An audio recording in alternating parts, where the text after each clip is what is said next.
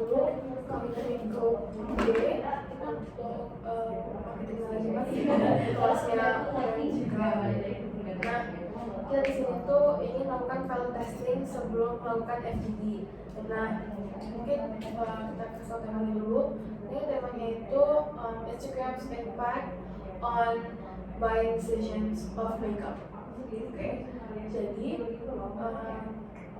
ini kami tuh di sini tuh value testing. Value testing itu adalah pre-sessionnya sebelum FGD. Jadi kalian tuh bakal dikasih pertanyaan-pertanyaan yang sama dari FGD kita, tapi akan dipersingkat. Jadi kita tuh hanya ingin melihat apakah kalian mengerti atau tidak dalam question-question ini juga. Oke, jadi yang in charge pada hari itu aku Lucia sebagai fasilitator. Di sini ada Miner sebagai timer.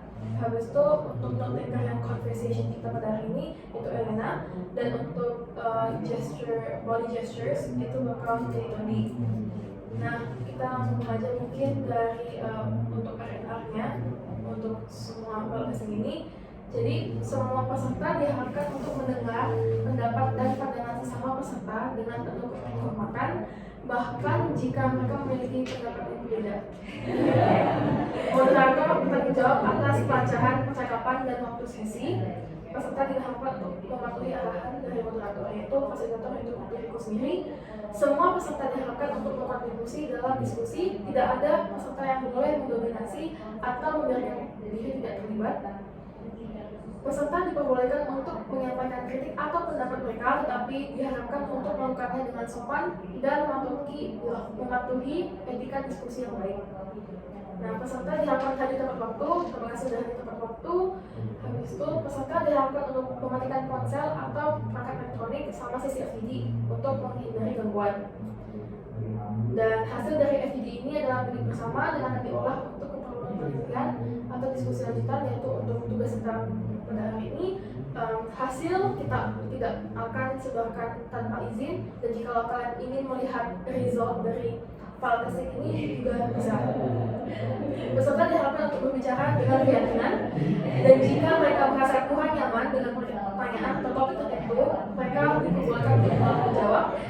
Moderator akan mengakhiri sesi FGD dengan sesuai waktu yang telah ditentukan, dan peserta diharapkan untuk menghormati waktu tersebut. Jadi kita maksimalnya 30 menit, dan diharapkan pertanyaannya atau jawaban itu tetap singkat ya guys. Nah, kita langsung aja ke question number 1. Seberapa sering Anda membuat keputusan pembelian berdasarkan konten yang Anda lihat di Instagram? Kalau gue sendiri sih lumayan sering sih memutus untuk membeli barang tersebut, karena terkadang iklan di Instagram itu lumayan menarik. Kalau aku ditanya seberapa besar dari skala 1 sampai 10 bisa dibilang 8 ya, karena aku sendiri tipe orang yang gampang tertarik sama suatu produk yang dikonteni di Instagram atau platform tersebut. Jadi aku cukup sering membeli produk dari apa yang ada di konten di Instagram. Cuman balik lagi, aku filter lagi produknya, aku perlu nggak nih produk ini, terus seberapa penting. Kalau misalnya aku cuma sekedar tertarik, nggak terlalu penting, oke, aku save doang. Cuman kalau misalnya itu butuh banget buat diri aku bakal beli. Jadi gampang untuk attract dari suatu konten. Mungkin untuk konten, Jujur pernah beli sesuatu, terus kayak agak interest nih sama satu produk ini gitu. Terus karena iklannya itu agak dilebih-lebihkan, kayak dikasih kayak apa sih? Nggak ada keuntungan sama sekali yang kita pakai produk itu. Jadi sejak itu ya pernah interest lagi pakai. Maksudnya kayak interest lagi sama suatu produk yang lewat Instagram tuh. Jadi kayak lebih research dulu sebelum membeli produk itu. Kita lanjut ke pertanyaan selanjutnya. Bagaimana Anda membedakan antara konten asli dan postingan yang disponsori oleh Instagram ya? Dan apakah ini mempengaruhi kepercayaan Anda pada rekomendasi yang dibuat oleh influencer dan mereka? Kalau konten asli sama sponsor itu bisa dilihat dari gimana cara pembawaan si konten itu. Jadi bisa kelihatan, oh ini cara pembawaan dia untuk mempromosikan barang itu kelihatan ini kelihatan nih kalau itu bahasanya dilebih-lebihkan sehingga kita tahu kalau misalnya itu disponsori. Kalau misalnya emang pure dari hasil kita, hasil dari si apa ya, si orang yang mempromosikan itu pure hasil dari experience dia kan, kita bisa bilang bisa membedakan ini disponsori, ini enggak sih. Jadi kayak biasanya yang disponsori itu yang lebih-lebihkan kata-katanya.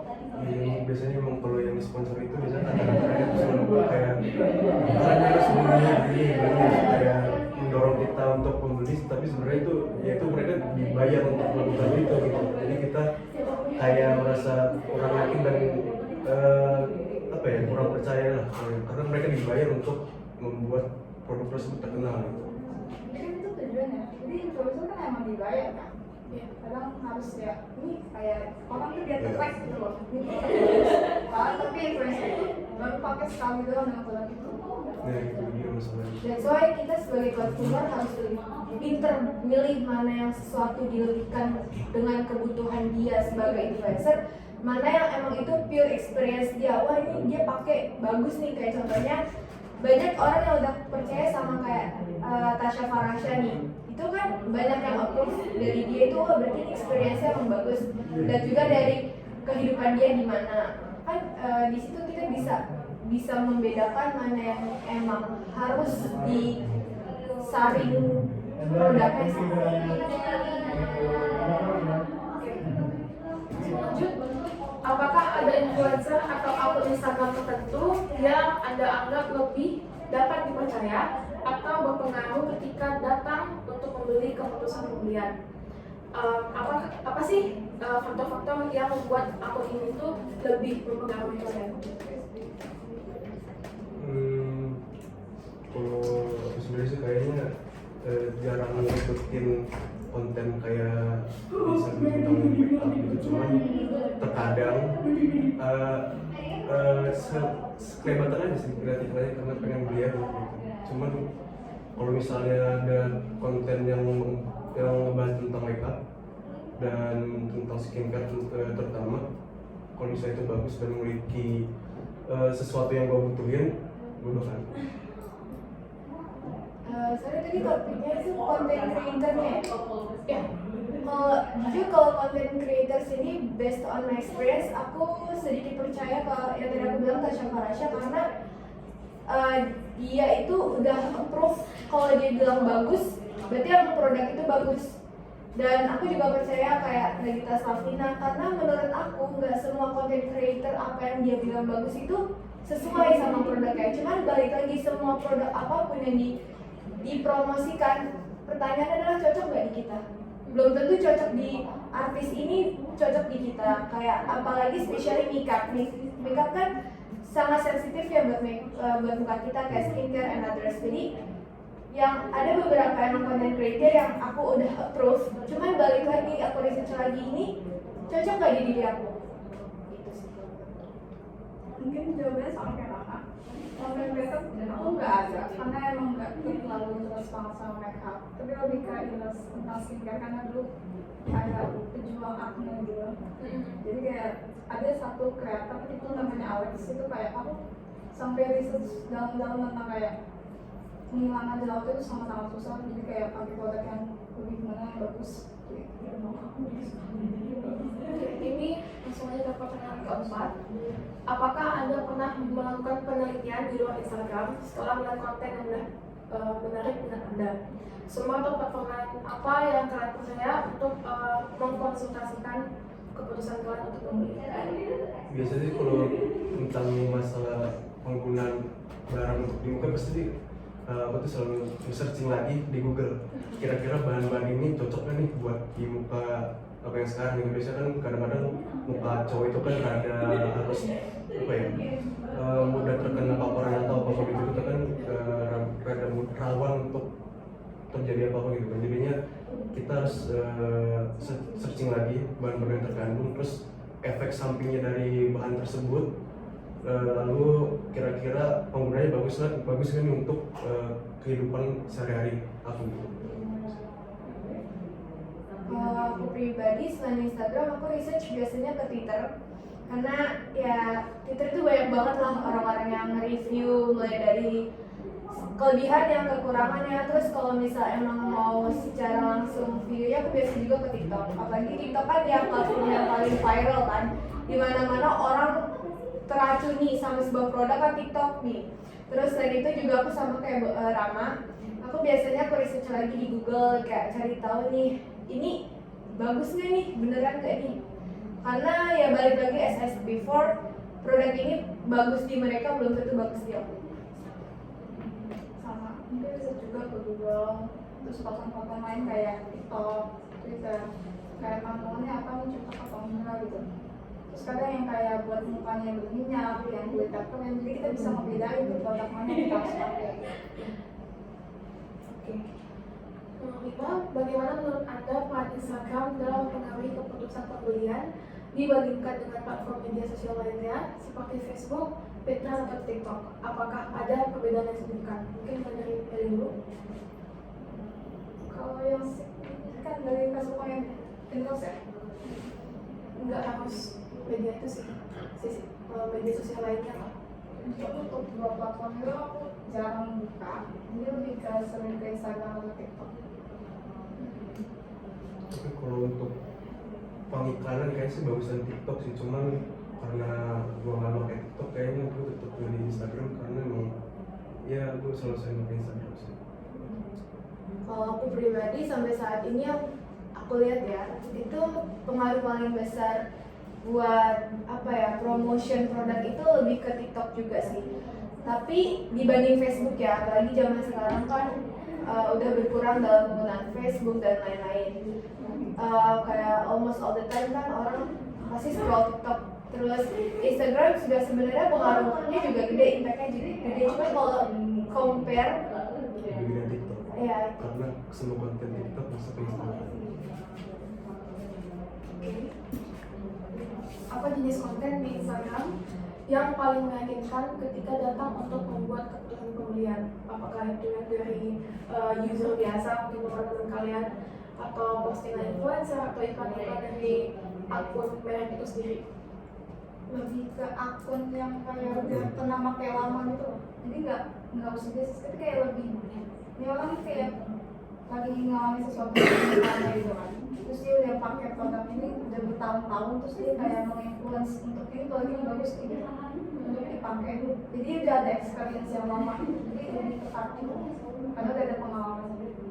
Kalau gue sih palingan lebih ke akun yang ngejual ya, akun official dari produk tersebut. Soalnya biasanya kalau emang misalnya udah kelempar dari orang lain tuh, selain dari officialnya tuh biasanya ya kayak yang soal pertama tadi kayak terlalu dilebihkan gitu. Jadinya gue lebih prefer untuk melihat semua benda tersebut di officialnya biar tuh lebih jelas aja gitu.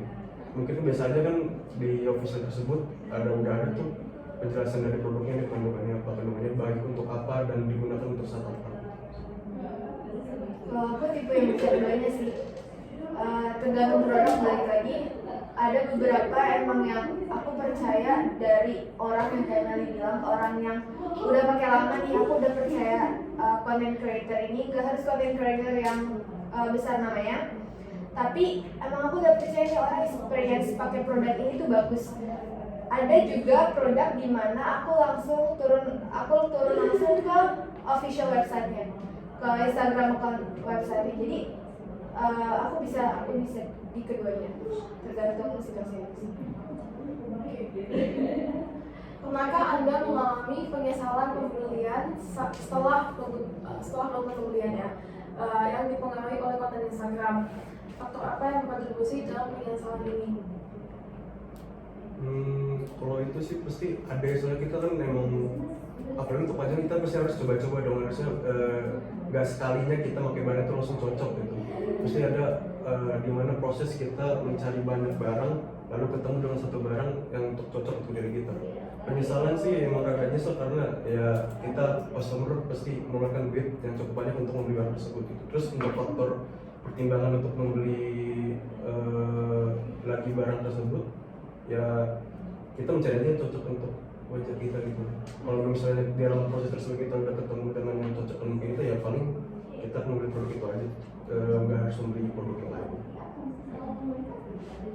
kalau nyesel beli karena teracuni iklan TikTok atau content creator, kayaknya pernah sih, pasti pernah. Karena aku mikirnya ini produk bagus nih di dia, pas aku coba ternyata gak sesuai apa yang aku ekspektasiin. Jadi lebih apa ya, kalau aku faktor pertimbangannya tuh lebih ke research lagi sih apa yang mau aku beli. Aku research berkali-kali ini kayak gimana produknya, terus impactnya bakal apa, terus kalau buat beli lagi kayaknya harus pikir 2 kali sih. Untuk kalau misalnya untuk beli sesuatu produk kayaknya pasti semua orang ngalamin itu nggak sih, kayak orang kayak semua itu beda-beda kan jenis kulitnya, jadi bisa tidak. Oke, langsung aja. Ini question ke-8. Bagaimana konsep pemasaran influencer di Instagram sejalan dengan konsep-konsep manajemen merek, dan faktor apa yang harus dipertimbangkan perusahaan ketika membeli influencer untuk mewakili produk dan layanan mereka?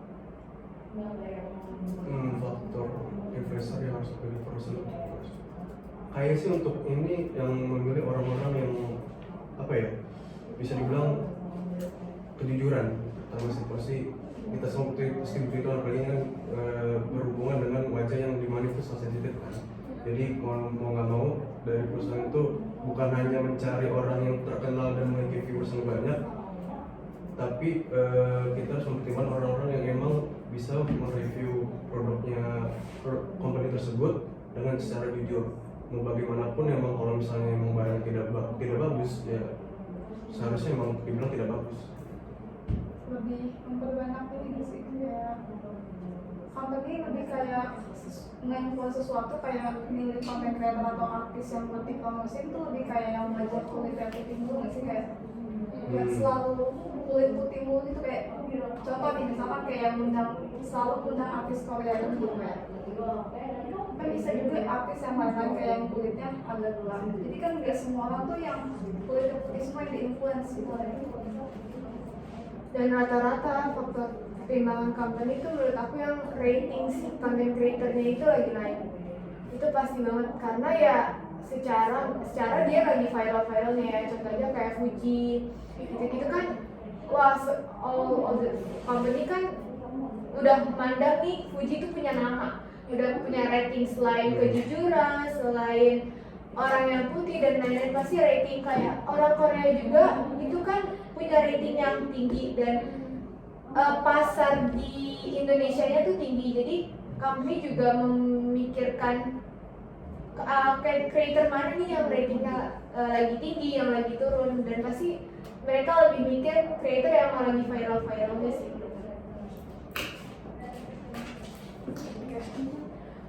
Menurut Anda, apa sih sebenarnya perbedaan utama antara Instagram sebagai platform pemasaran yang online ya, dan bentuk iklan tradisional lainnya, dan bagaimana ini mempengaruhi preferensi Anda dalam beli?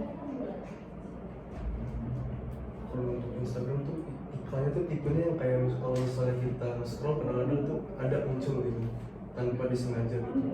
Dan kalau yang kayak gitu emang kadang-kadang rada risih juga sih, cuman emang terkadang ada aja barang yang membuat kita tertarik, tapi ya ternyata setelah di research ternyata barangnya tidak begitu kenal dan jadinya kita nggak membeli barang tersebut. Soalnya juga nggak semua produk yang diiklanin itu apa ya, penting gitu loh. Ada beberapa yang menurut kita tuh jatuhnya bukannya kitanya tertarik, malah jatuhnya ke spam aplikasi gitu loh. Soalnya banyak banget sekarang kan, kita buka aplikasi apapun deh, kita buka ini langsung ada iklan, buka ini langsung ada iklan. Jadi bukannya attract customer tuh malah ini apa kok jadi banyak iklan kayak gini sih. Mungkin akan lebih efisien jika ya sebatas saja dan terlalu sering dimunculkan iklan terus. Lebih ke risih aja sih kalau nggak sesuai dengan platform. Jadi kayak kalau mau iklan produk sesuatu lebih ke platform yang di platform belanjanya aja gitu. Ini pertanyaan terakhir, apakah Anda pernah terinspirasi oleh konten di Instagram untuk membuat konten dan ulasan tentang produk itu. Bagaimana keterlibatan ini mempengaruhi loyalitas kalian terhadapnya? Kepikiran sih pernah, soalnya kan kita sebagai konsumer kan pasti apa ya, punya kebanggaan karena memang kita pakai itu udah dari lama dan butuh perjuangan untuk membuat muka kita itu lebih baik, karena memang kita percaya dan memiliki apa ya, ini barang punya value yang baik untuk muka kita, jadi kita kayak ingin menyebarluaskan berita tersebut gitu. Kalau ini barang ini ternyata bagus nih untuk kita, untuk apalagi kita menaruh yang tipe wajah yang spesifik gitu, kayak ya suka aja gitu menyebarkan yang berita-berita baik karena ini untuk orang-orang gitu. Jadi ketertarikan membuat konten ya? Iya. Untuk ketertarikan membuat konten sepertinya belum, karena aku sendiri masih berpikir kalau aku belum bisa membuat orang tertarik apa yang aku promosiin. And I think it's not easy, gak sekedar pikir, karena menurut aku promosiin produk itu gak segampang apa yang kita pikirkan, dan semua netizen ya istilahnya itu udah pinter untuk mencari sebuah produk atau orang yang bisa promosiin, udah banyak yang mereka lebih percaya. Jadi mungkin untuk membuat konten dan terinspirasi membuat itu kayaknya belum deh. Ya, sama untuk anak membuat konten kayaknya lebih susah. Iya. Tapi lebih ke rekomendasi mulut ke mulut aja gitu. Oke. Jadi karena itu pertanyaan terakhir, aku mungkin menutup ya. Aku ingin bilang makasih lagi untuk kalian yang udah datang, dan nanti jika lo mau melihat hasilnya bisa langsung aja chat dari salah satu kita ini, dan ya dipersilakan untuk keluar dari ruangan. Terima kasih. Thank you. Iya. Oke. 20 menit. Seberapa lama? 20 menit.